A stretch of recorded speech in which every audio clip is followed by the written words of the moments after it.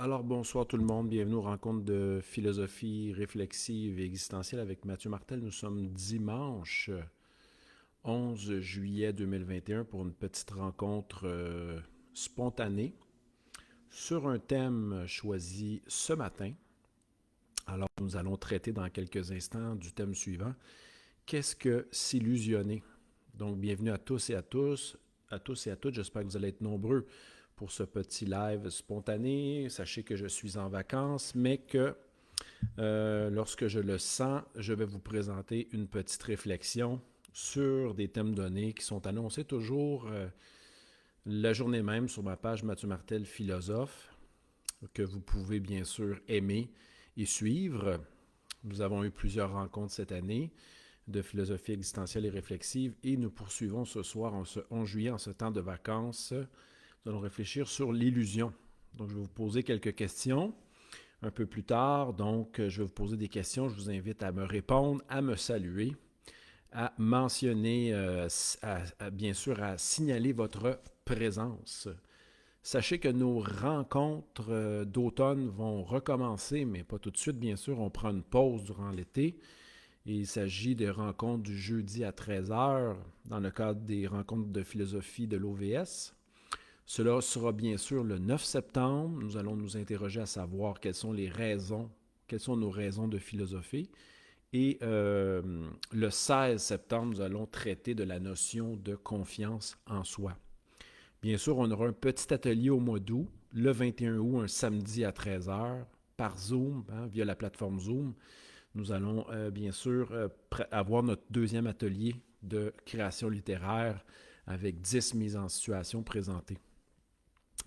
Et aussi un petit retour en conférence le 11 septembre avec un thème non abordé encore, c'est-à-dire la voie de la facilité et la voie de la légèreté. Donc, je vais proposer une petite réflexion toujours le samedi, le 11. Alors, nos rencontres ont souvent lieu à 13 heures. Lorsque c'est la semaine, c'est à 13 heures. Si je décide de faire une rencontre en soirée, ça sera toujours 5h30. Question de discuter un peu ensemble et ensuite vous allez pouvoir aller souper, vaquer à vos activités, etc. Mais mes heures sont les suivantes, soit à 13h ou 5h30, 17h30.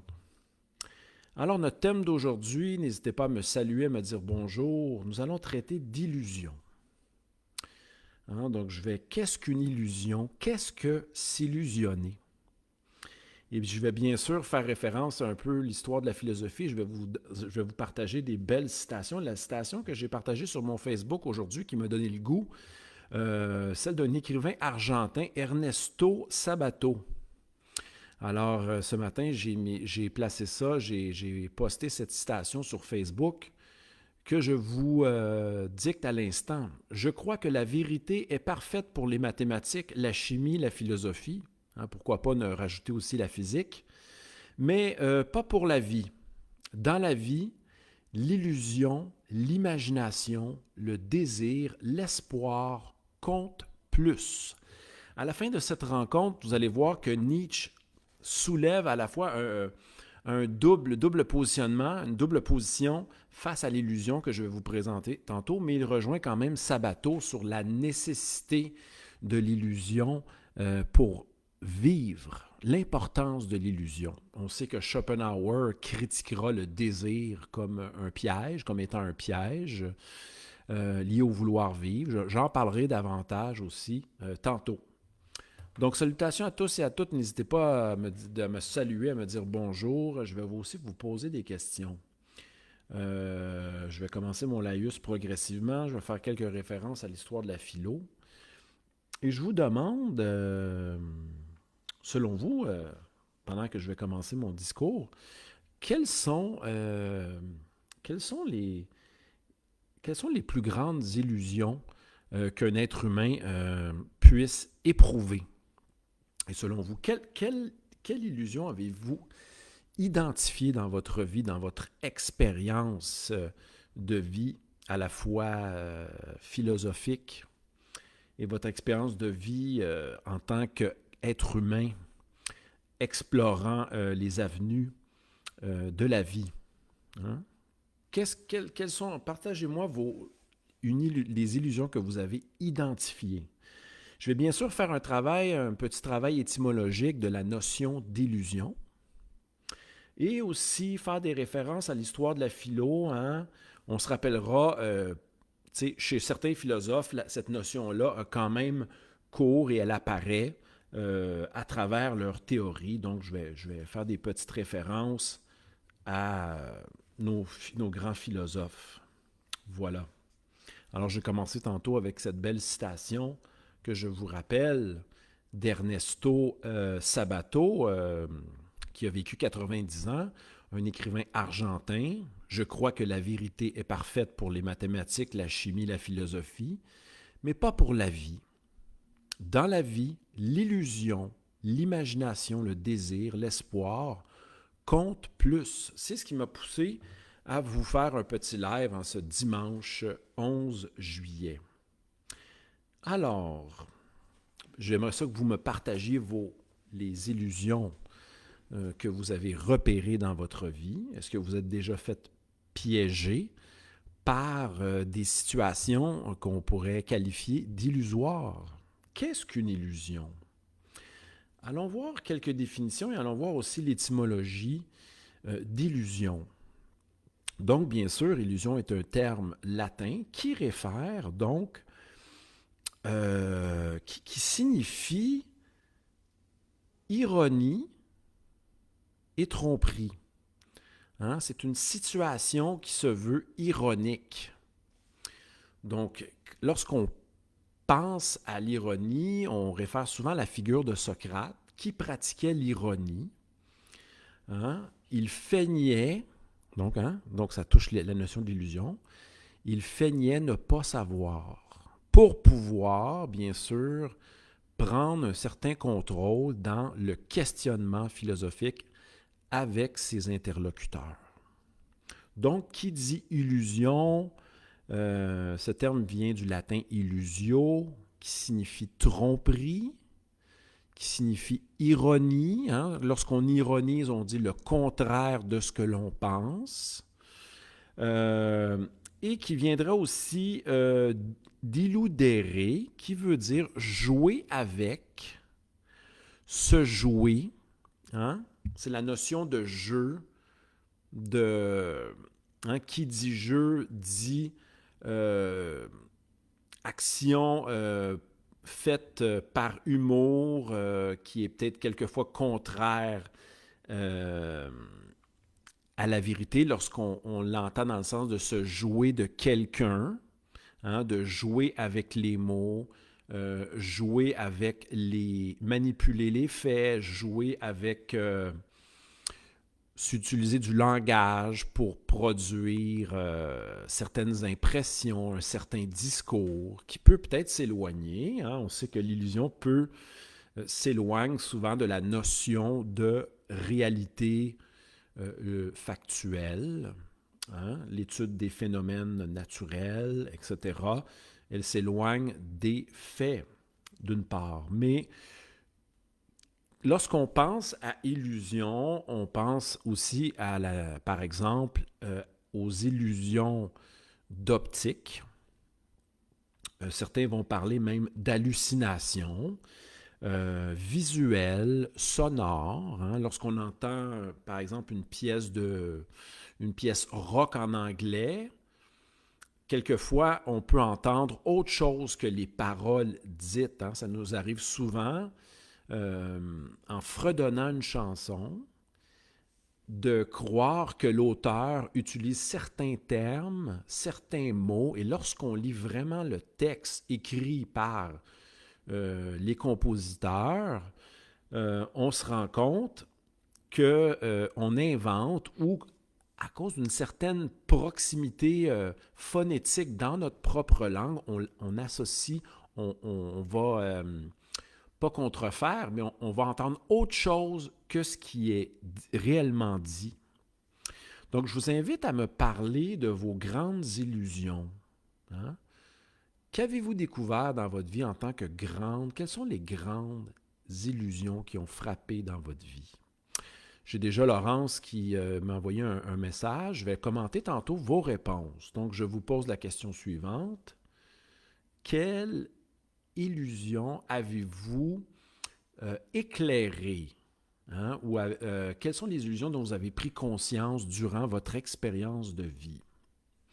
Alors, lorsqu'on parle d'illusion, on parle aussi d'une certaine perception qui diffère de la réalité quand l'on pense à des mirages dans le désert, hein, où on pense percevoir un petit étang d'eau et finalement ce n'est que des illusions, des hallucinations ou des illusions d'optique qui ont lieu. Pensons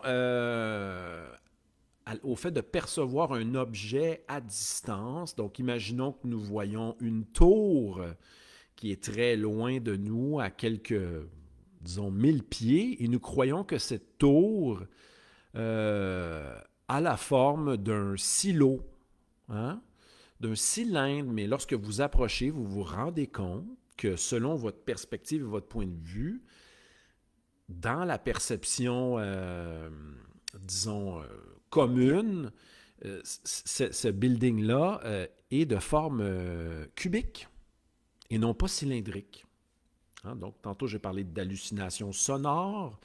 On peut parler d'illusion d'optique, que l'on pense à cette fameuse rame. Hein, lorsqu'on va faire du canot, on est sur un lac, on pagaie, et on se rend compte, lorsqu'on dépose la rame dans l'eau, on perçoit la rame comme étant cassée, brisée par une forme d'illusion d'optique. Hein, réellement, lorsqu'on tâte la rame n'est pas brisée. Hein, c'est en lien avec un procédé. Bon, bien sûr, c'est une perception qui est erronée. Elle nous apparaît cassée, mais comme le building nous apparaissait cylindrique, mais il n'est pas de cette forme-là et la rame n'est pas cassée. Hein? Donc, voici des exemples d'éléments illusoires. Souvent, dans la tradition, on oppose l'illusion à la réalité, mais aussi on compare, on ne compare pas, mais on distingue bien sûr l'erreur de l'illusion, le préjugé de l'illusion. Mais aussi maintenir des préjugés, entretenir des préjugés, quelquefois, c'est s'illusionner sur une certaine réalité sociale ou une certaine réalité humaine. Donc, je salue François qui vient d'arriver, Laurence, Mélanie, merci d'être là. Suzette et Anne-Marie, merci d'être présents ce soir. On n'est pas grand monde, mais je tenais quand même à faire un petit live. Merci de vos partages. Je vous pose cette fameuse question et j'espère que d'autres gens vont se joindre à nous. Quelles illusions avez-vous démasquées votre vie durant, hein, jusqu'à ce jour, dans vos expériences de vie, au niveau amoureux, au niveau éthique, etc. Merci de vos partages. Je vais les commenter bientôt. C'est très gentil de me partager le tout. Alors, illusion vient du latin illusio, je le répète, qui réfère à une certaine forme d'ironie, de tromperie, mais aussi qui vient de illudere, qui est dérivé d'illudere, qui veut dire jouer avec, se jouer, hein? Se jouer quand on pense aux prestidigitateurs, aux magiciens qui semblent, comment dire, qui semblent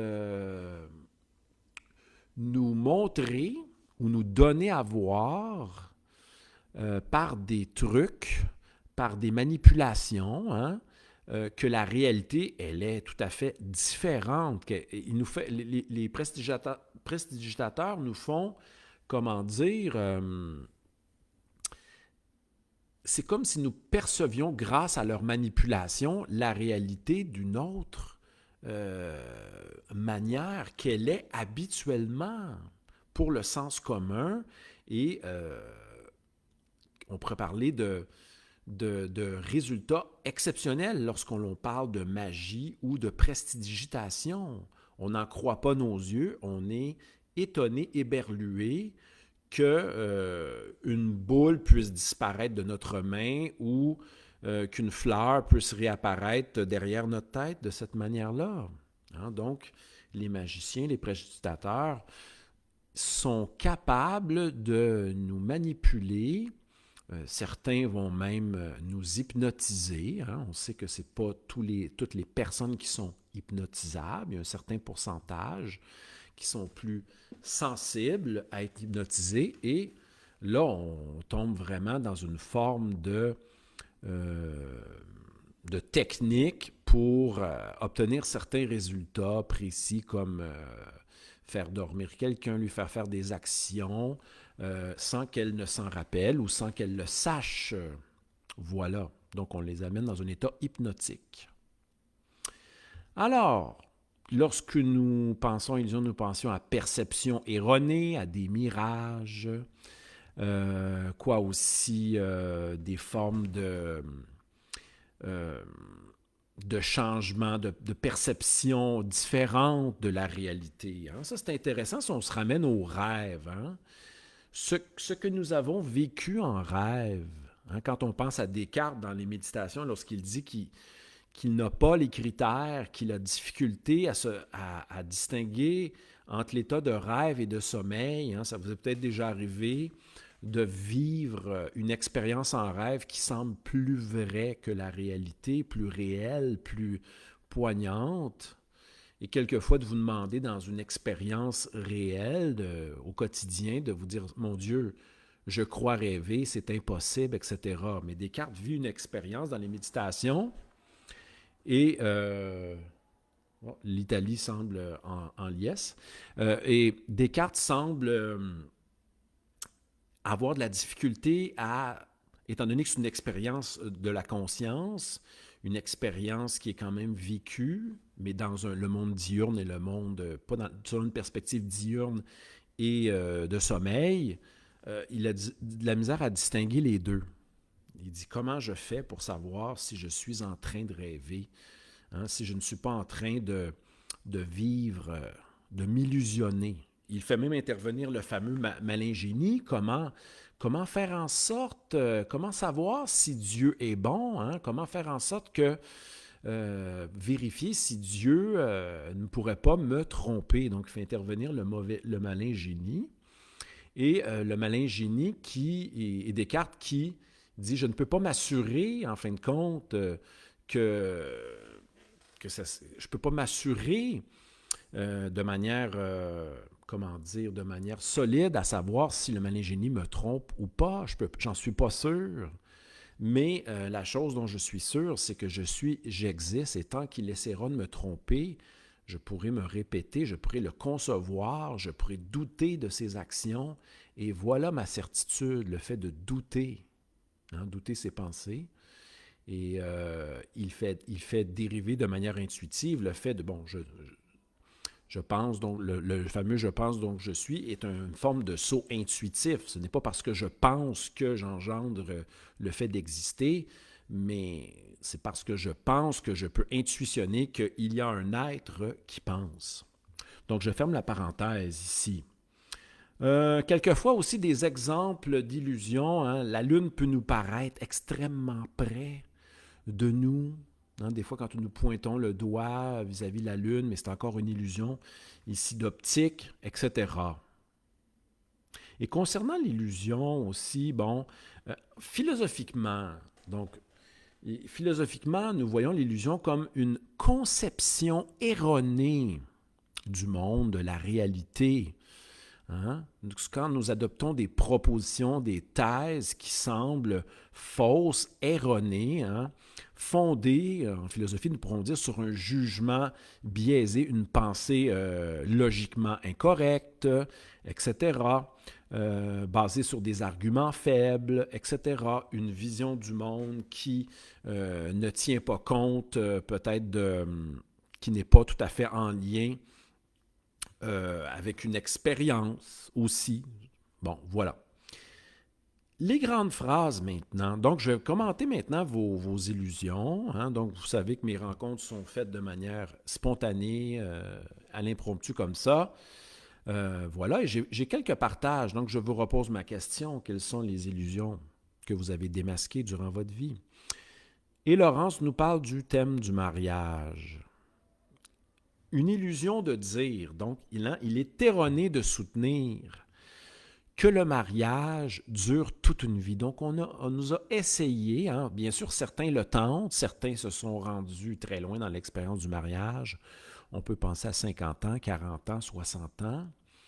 Mais cette idée de croire que le mariage est un type de relation nécessairement adéquat pour tous et toutes, et que le mariage dure toute une vie pour tous et toutes. Hein?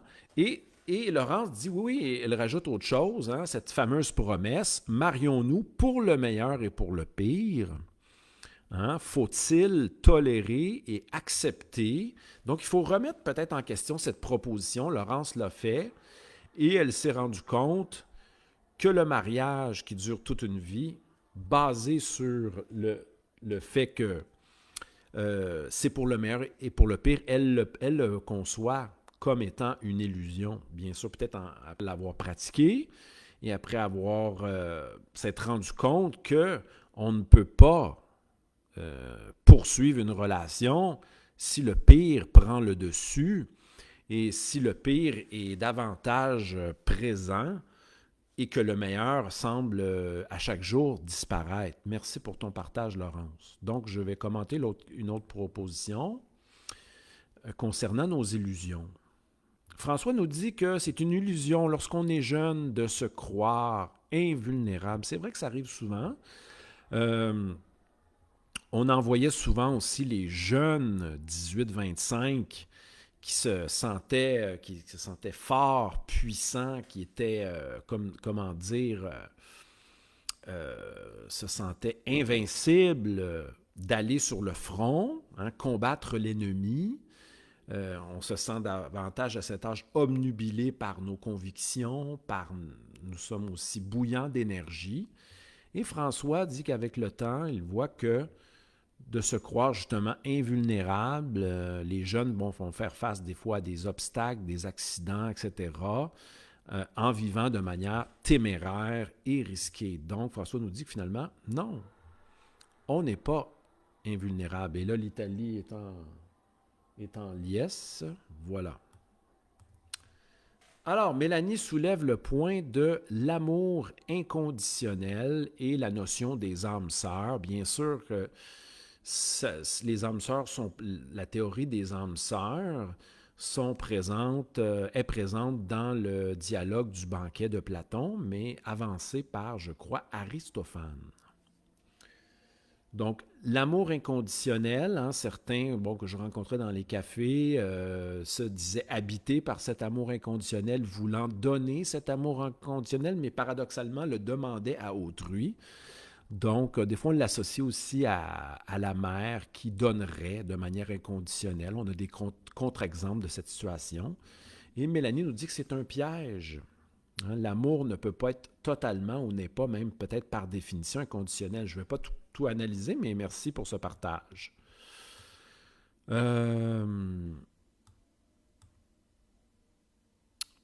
Mélanie souligne aussi le fait de vivre selon sa persona, donc selon le masque, hein?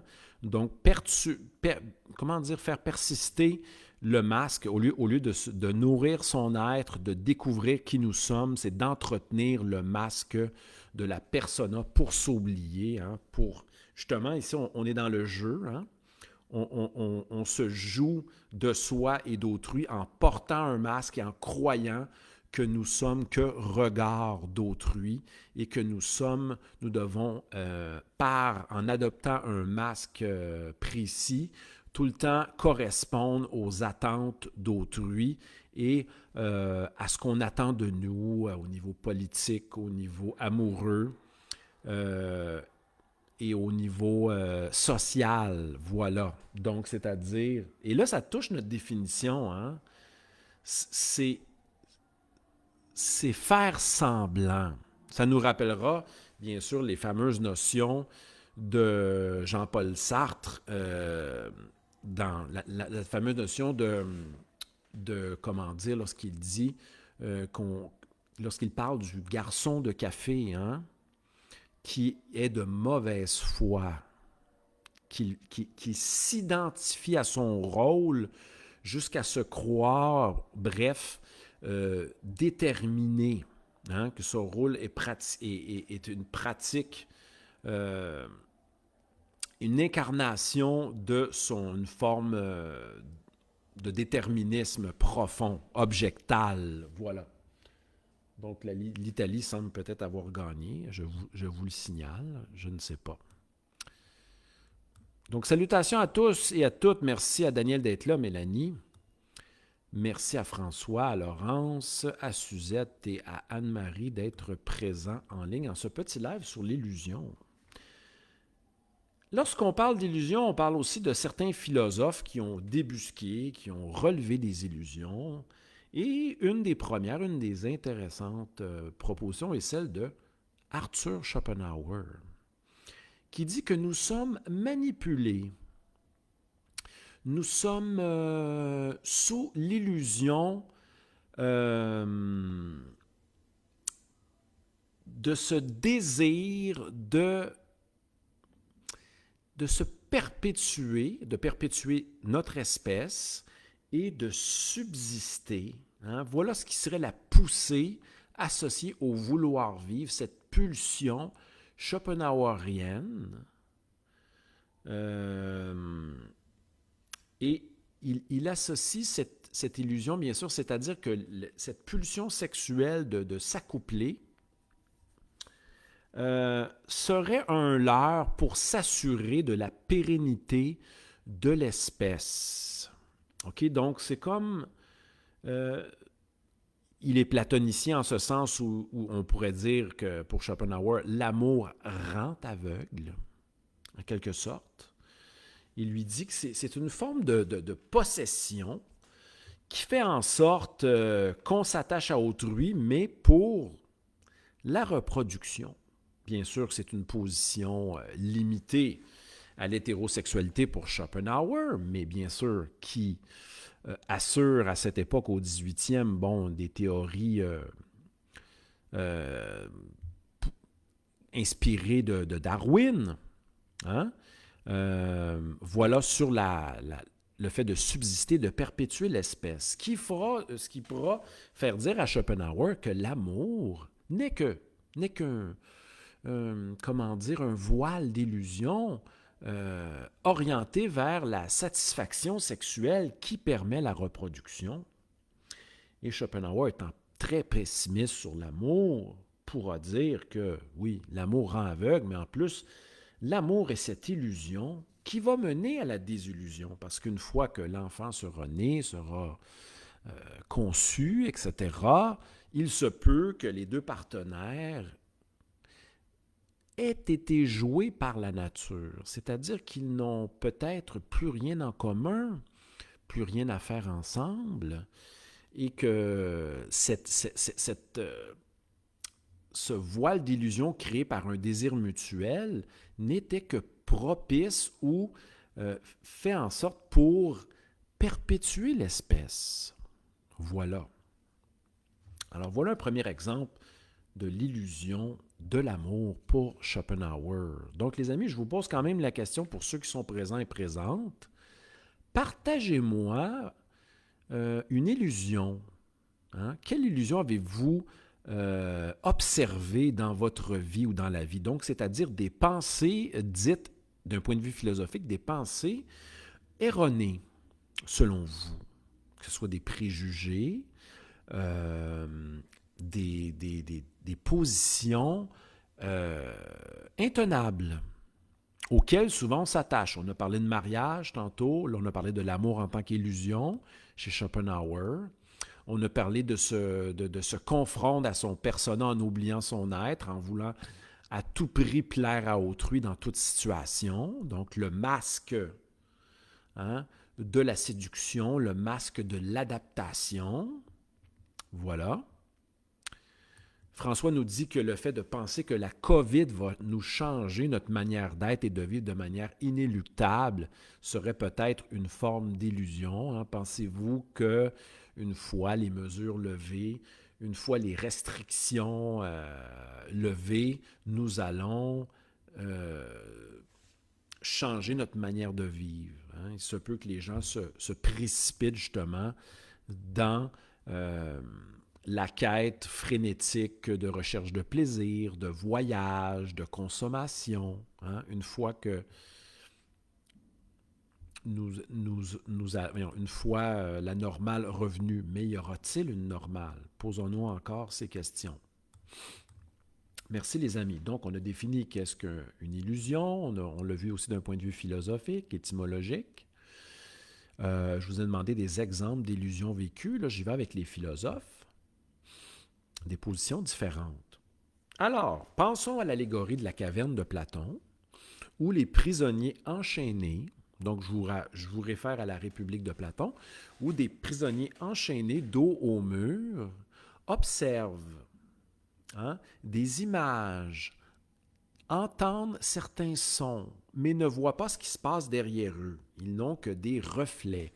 Il y a un feu qui va servir à projeter certaines images, parce qu'il y a des gens qui sont affairés derrière. Les prisonniers, justement, ont les pieds liés, les mains liées, ne peuvent pas tourner la tête. Ils observent des images ou des reflets. Ils entendent des sons, mais ne peuvent pas identifier ce qui est en train de se passer derrière eux. On parle ici de l'allégorie de la caverne de Platon. Hein? Donc, mais ces prisonniers croient que leur situation initiale d'être enchaînés, d'être dos au mur, ayant les poings liés et les mollets liés, et la tête ne pouvant se retourner, pour une forme de conversion du regard, ils pensent que voilà ce qu'est la réalité des images, des sons, des ombres. Mais une fois qu'ils sont détachés, bien sûr, par quelqu'un qui a lui-même,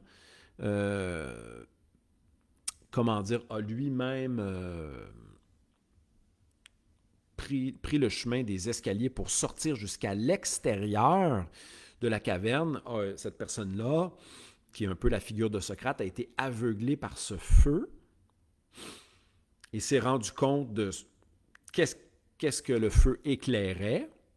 Il éclairait des mouvements humains, des gens qui travaillaient le bois, etc. Il est sorti en empruntant l'escalier jusqu'à l'extérieur, et là, à l'extérieur, il est aveuglé par un soleil. Donc, il y a un premier aveuglement, celui du feu, mais celui du soleil est encore plus fort. Il se rend compte qu'il y a une autre réalité qui se passe, la réalité naturelle hors de la caverne. Et là, il vient de comprendre que ce qu'il croyait être la réalité au point de départ n'était qu'un reflet de certaines pratiques humaines. Et après, il se rend compte à l'extérieur qu'il y a une réalité extérieure, éclairée bien sûr par le soleil, et qu'il y a des objets naturels. Donc voilà, on pourra référer à l'allégorie de la caverne aussi. Lorsque nous pensons à l'illusion, nous pouvons aussi penser, bien sûr, à notre Nietzsche, à Friedrich Nietzsche, qui a énonce plusieurs citations sur l'illusion, qui est un de ses thèmes favoris. Donc ici, je ne prétends pas à l'exhaustivité des citations tirées de son ouvrage, de ses ouvrages, mais je vais vous en rapporter quelques-unes.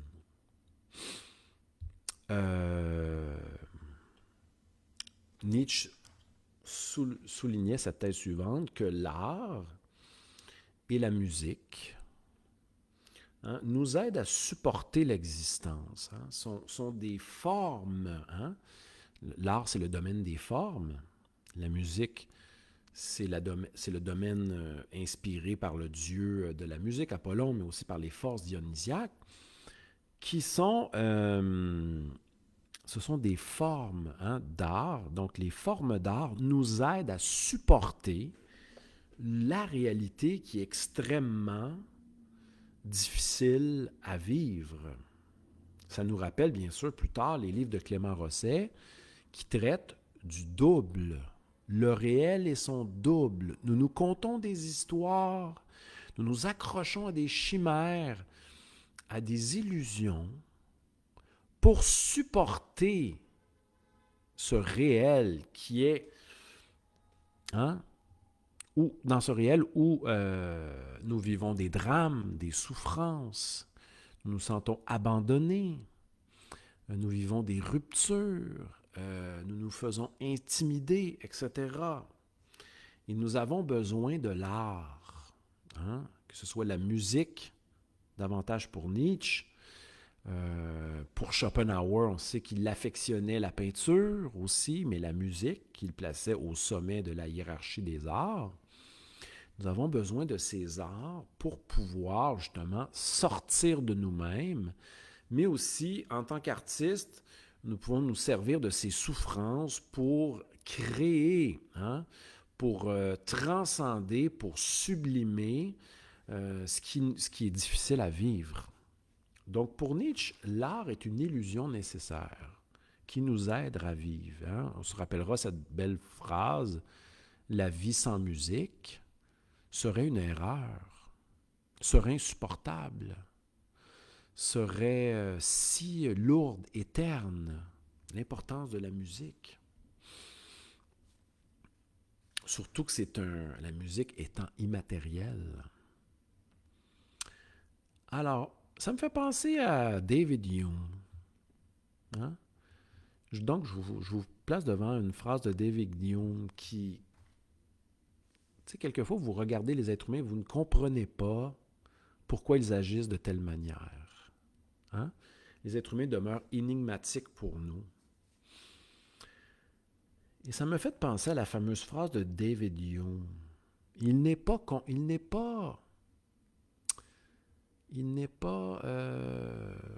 contre nature, je ne sais pas, je vais paraphraser ici, de préférer s'occuper d'une égratignure. Hein? Il n'est pas contre-intuitif de préférer s'occuper d'une égratignure sur notre doigt plutôt que de s'inquiéter pour la destruction de l'humanité. Hein? Donc, je jasais au café avec des gens l'autre matin puis qui se demandaient, oui, mais on ne fait rien au niveau environnemental. On dirait que les actions collectives ne sont pas prises pour s'occuper de l'environnement. Comment cela? Peut-être parce que les êtres humains sont davantage occupés à satisfaire leurs besoins, leurs désirs. Hein, et que le collectif, la préservation de l'environnement, tout ce qui nous entoure, pour une majorité, est plus loin d'une satisfaction, est trop loin, c'est trop abstrait. C'est trop loin de nos satisfactions hédonistes du moment. Donc, face à cela, les gens vont se dire, oui, mais sans le support de la nature, de la terre, sans le fait que nous prenions soin de la nature, de la terre, comment pourrons-nous survivre? Et ça paraît peut-être impossible pour certains. Et là, certains veulent se projeter sur Mars, sur la Lune, etc. Mais on a de la misère à vivre ici, convenablement pour certains. Alors, comment se fait-il que nous fuyons dans des illusions, hein, que l'on pense à la religion, pour certains, l'opium du peuple, que certains individus se délèguent devant des vidéos de chats, etc., et s'occupent de tout ce qui paraît, tout ce qui s'éloigne d'une vie bonne, d'une vie vertueuse, une quête de l'excellence. Mais on dirait que les êtres humains préfèrent peut-être davantage tout ce qui concerne leur plaisir et leur désir avant quoi que ce soit. Nous serions peut-être prisonniers de nos intérêts, de notre cupidité, de nos désirs, qui sont, pour la plupart du temps, quelquefois, si on se fie à Épicure, non naturels et non nécessaires. Voilà. Alors, revenons à Nietzsche. Merci d'être là, les amis. Donc, je salue Hugo, Mélanie, Christine, Daniel, François, nos habitués, Laurence, Suzette et Anne-Marie. Alors, et là, on va aller voir un Nietzsche qui avant, bon, là, il nous dit qu'on a besoin on a besoin de l'illusion. Nietzsche dit que délaissons la morale et laissons-nous, laissons-nous jouer. Soyons joués par ces illusions. Hein? Même si nous pouvons en périr, de nous accrocher à certaines illusions. Hein? Certains s'illusionnent en restant dans leur sous-sol et en invoquant l'amour. Hein? Certains croient que l'amour va les sauver. Ça pourrait être une autre forme d'illusion. Voilà, certains croient qu'en étant militants pour une idéologie, nous allons nous faire progresser l'humanité. Nous avons besoin, nous dit Nietzsche, d'illusions pour pouvoir agir, car la connaissance tue l'action.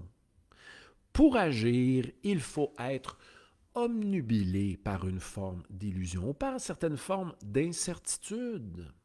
Donc, nous avons besoin d'imaginer, de rêver, de nous conter des histoires. On pensera à à l'importance de la fonction fabulatrice. L'être humain, pour Nietzsche, nous dit que pour sortir, pour passer à l'action, c'est l'émotion, l'imagination, le désir, l'espoir et l'illusion qui nous fait agir.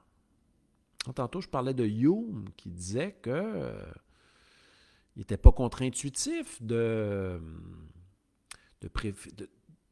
au niveau éthique, au niveau moral, d'y aller par le chemin des sensations, de la sensibilité. Et Nietzsche rejoindra un peu Hume là-dessus en disant que pour passer à l'action, nous avons besoin de rêver.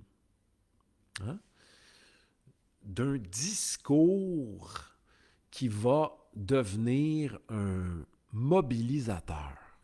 Certains veulent, en ce moment,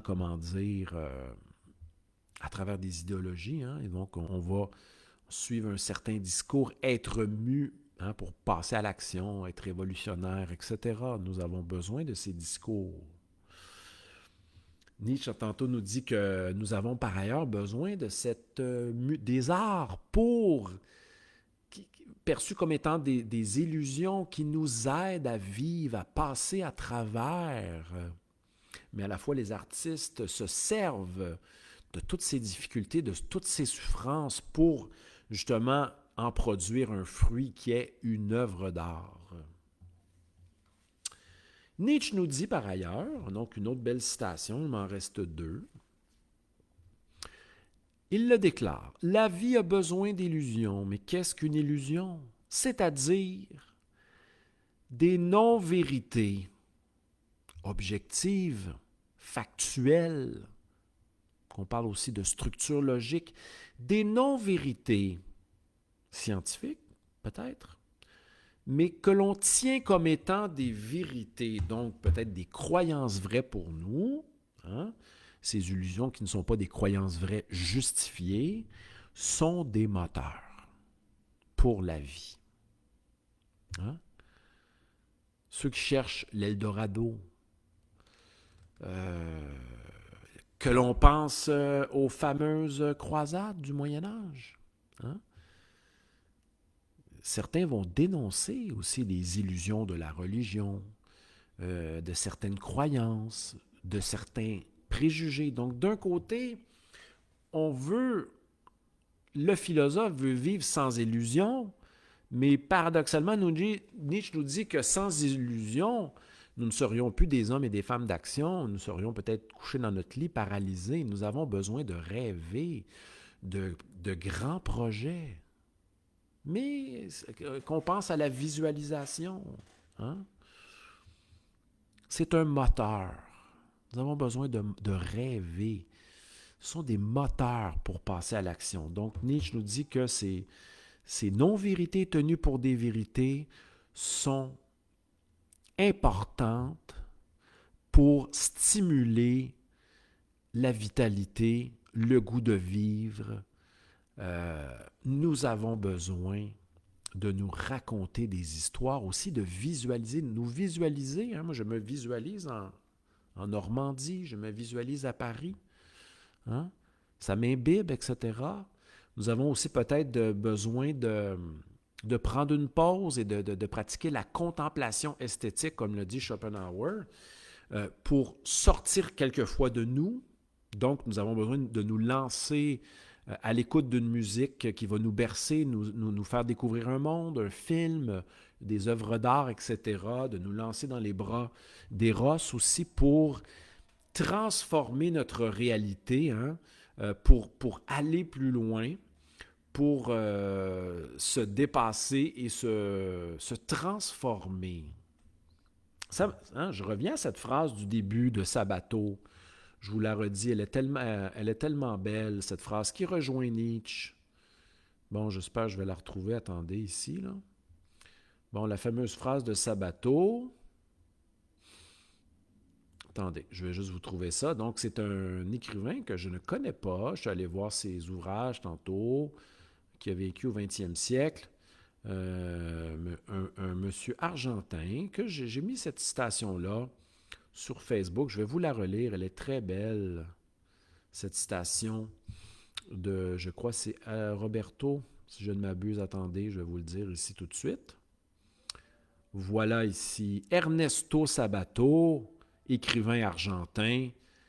Je crois que la vérité est parfaite pour cette quête de vérité. Hein, elle est parfaite pour les maths, la chimie, la physique, la philosophie, mais pas pour vivre. Et là, ça viendra, Sponville nous dira que c'est faux, tout ça, on a besoin de cette quête de vérité en philosophie. Hein, elle est cette quête, la recherche de la sagesse, cette quête, c'est le critère pour Sponville de la philosophie. Hein, son but étant le bonheur, mais son critère étant la vérité. Dans la vie, l'illusion, l'imagination, le désir, l'espoir comptent pour plus que cette fameuse quête de vérité. Bon, on sait qu'on a deux périodes chez Nietzsche. Dans la période du gai savoir et des considérations inactuelles, la notion de vérité est importante. Nietzsche, on assiste à un Nietzsche qui est davantage près des Lumières, mais par la suite, son discours va changer. Alors, encore une fois, je ne me prétends pas être leur spécialiste de Nietzsche, mais voilà, je vous amène quelques... Hein, j'effleure sa pensée. Allons-y maintenant avec une dernière citation.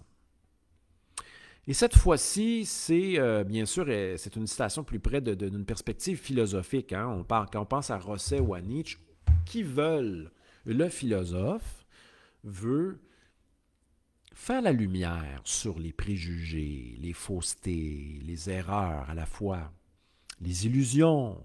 Hein? Il veut lever le voile. Hein? Aletheia, c'est dévoiler en grec. Hein?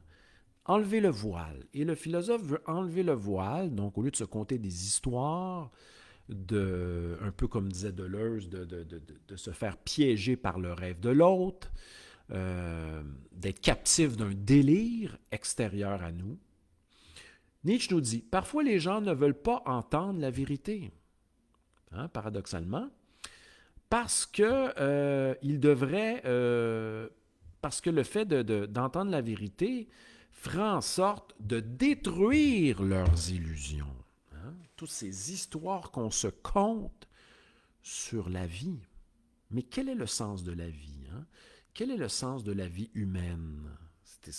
On doit répondre aussi à cette question-là. Hein?